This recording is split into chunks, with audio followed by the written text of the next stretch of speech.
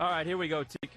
Despite questions around the coronavirus and college football, the NFL is still planning on a full 16-game schedule and expects to play the Super Bowl on time on February 7th. This week, NFL Executive Vice President Peter O'Reilly told the Tampa Bay Times, quote, "We're very confident in our protocols and are very focused on a Super Bowl and a season that ends on February 7th and starts and ends as scheduled. We're laser focused on February 7th, end quote. Inbounds or out of bounds, Teak? If there is a COVID outbreak with teams, it would be better for the NFL to cancel regular season games and play the Super Bowl on time rather than to keep all 16 games and push the Super Bowl back. That's a great question. I'm going to say out of bounds to canceling regular season games.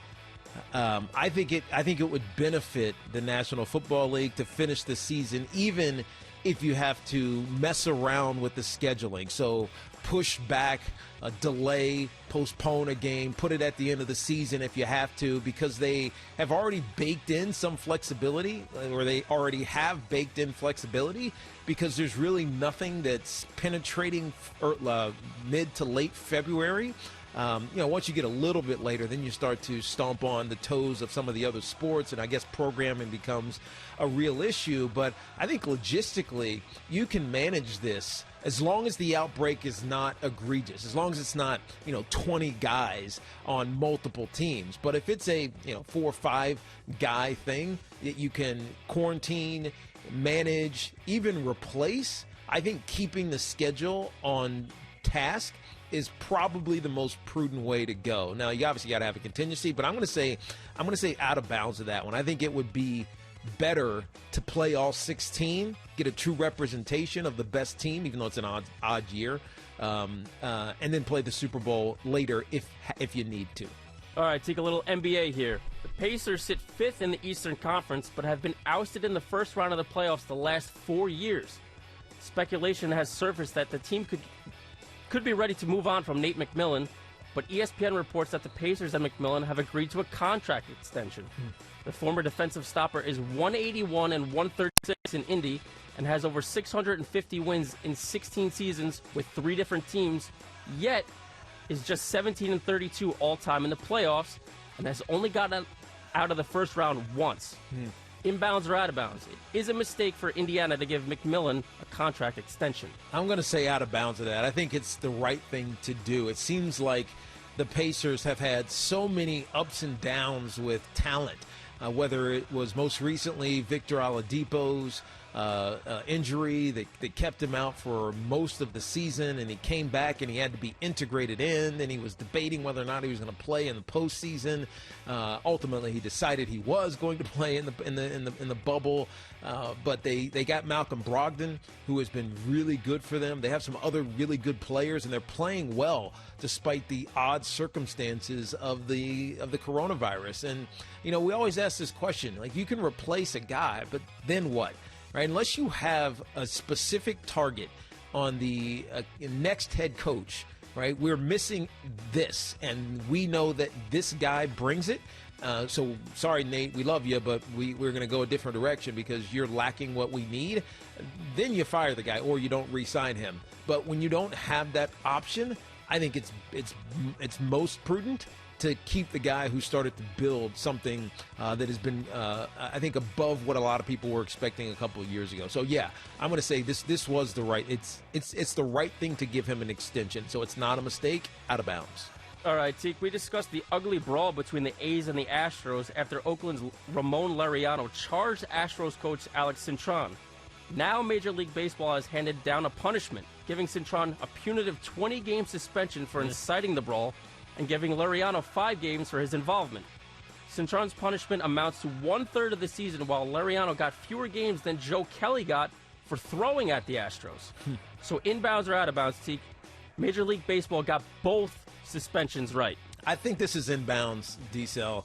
Look, I know that what Joe Kelly did was egregious because he was headhunting, even though the second one kind of resulted in a great strikeout opportunity because Springer was diving away from him. But, yeah, I think they did get this right. The 8 game for Joe Kelly was right on point, especially given the nature of the transgression, but more importantly, I don't think we were thinking about this in real time. The reality that if one of those guys in a melee, even though it wasn't quite a melee with Joe Kelly, but just one or maybe even two of those guys are asymptomatic and don't have a fever, and the testing is lagged for whatever reason, they're sick, then all of a sudden you have 30 guys that are going to be exposed to the coronavirus and potentially have to quarantine, miss games, or be out. So yeah, I think this is right. The idea of fighting in baseball or retribution in baseball is as old as the game itself, but in today, in this society as it exists right now, you can't be dumb like that. And because he's not a player and certainly is not interacting like players interact, I think it should have been worse than what Joe Kelly got. So, yeah, I think this is inbounds. The Yankees have faltered recently, losing 5 of their last 8 games after starting the season 8-1. The Bombers got more bad news yesterday, as slugger Giancarlo Stanton will miss up to a month with a bad hamstring strain. The 2017 NL MVP missed 144 games last year and has had 4 seasons with the Marlins where he missed more than 40 games. Stanton still has 9 years left on his massive contract and is owed $230 million over that span. Inbounds or out of bounds, Stanton's struggles will make the team more wary of monster long-term deals we've seen around baseball the last few years. I'm going to say out of bounds to that one because I think Giancarlo Stanton, think of his body structure, right? He's just this big, hulking, with a not perfectly fluid swing. It's like a little bit choppy, and it's muscular. But some of these other guys who have got these massive deals, whether it's Bryce Harper or who is muscle bound, I'm not saying he's not a muscle bound guy, or Mike Trout, who's big. He's not like jack big. He's just a big guy. Or Mookie Betts. They're more fluid athletes, and I think more fluid athletes tend to stay healthier, easier than guys like Giancarlo Stanton. And at this point, I got to put him on my bad sells list because he seems to be hurt every single year. Whether it was his back or now it's his hamstring, there's massive imbalances in his body, and it's probably because of his muscle structure or whoever his trainer is not balancing him as he's working out. I mean, he looks the part. And sometimes he is the part because he hits the ball a mile when he connects with it.